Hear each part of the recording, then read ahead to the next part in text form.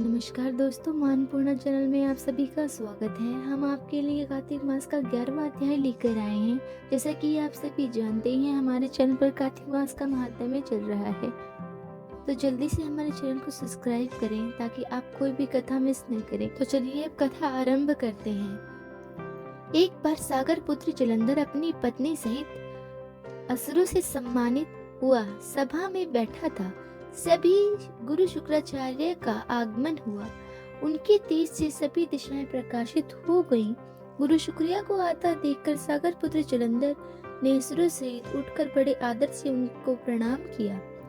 गुरु शुक्राचार्य ने उन सबको आशीर्वाद दिया। फिर जलंधर ने उन्हें एक दिव्य आसन पर बैठाकर स्वयं भी आसन ग्रहण किया।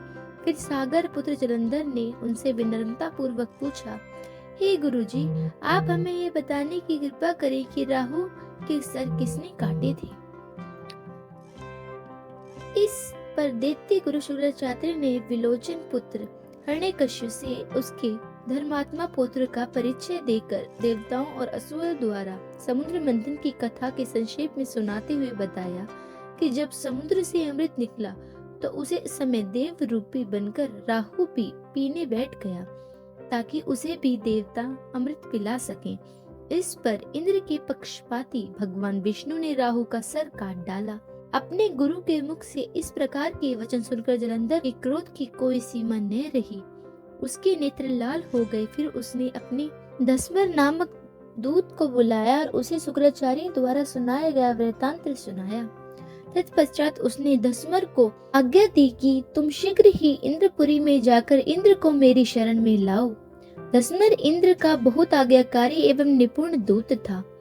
वह जल्द ही इंद्र की सुधर्मा नामक सभा में जा पहुंचा और जलंधर के शब्दों में इंद्र से बोला, हे देवेंद्र, तुमने समुद्र मंथन क्यों किया? मेरे पिता के समस्त रत्नों को क्यों ले आए? ऐसा करके तुमने अच्छा नहीं किया। यदि तुम अपना भला चाहते हो तो उन सभी रत्नों को देवता सहित मेरी शरण में भेज दो, अन्यथा तेरे राज्य ध्वंस कर दूंगा। इसमें कुछ भी मिथ्या नहीं होगी। इंद्र बहुत विस्मित हुआ। उसने कहा, पहले मेरे भय से सागर ने सब पर्वतों में कुंशी में कोई स्थान नहीं दिया। उसने मेरे शत्रु दैत्यों की रक्षा क्यों की? इसी कारण मैंने उनके सब रत्न हर लिए।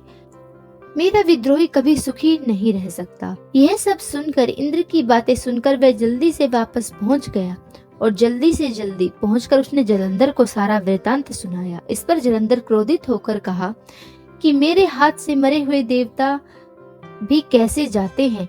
जलाने वाली विद्या तो आपके पास है।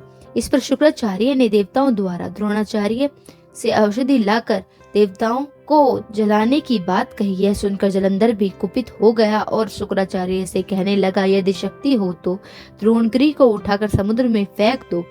इस पर जलंधर कुपित होकर जल्द ही द्रोण नगरी पर्वत के पास पहुंचा और उसने भुजाओं से पकड़कर द्रोणगिरी को पर्वत को उठाकर समुद्र में फेंक दिया। तो भगवान शंकर का तेज था, जिससे जलंधर ही कोई विचित्रता नहीं थी, क्योंकि वह भगवान शिव का ही अंश था। तत्पश्चात सागत पुत्र युद्ध भूमि में आकर बड़े तीव्र गति से देवताओं का संहार करने लगा।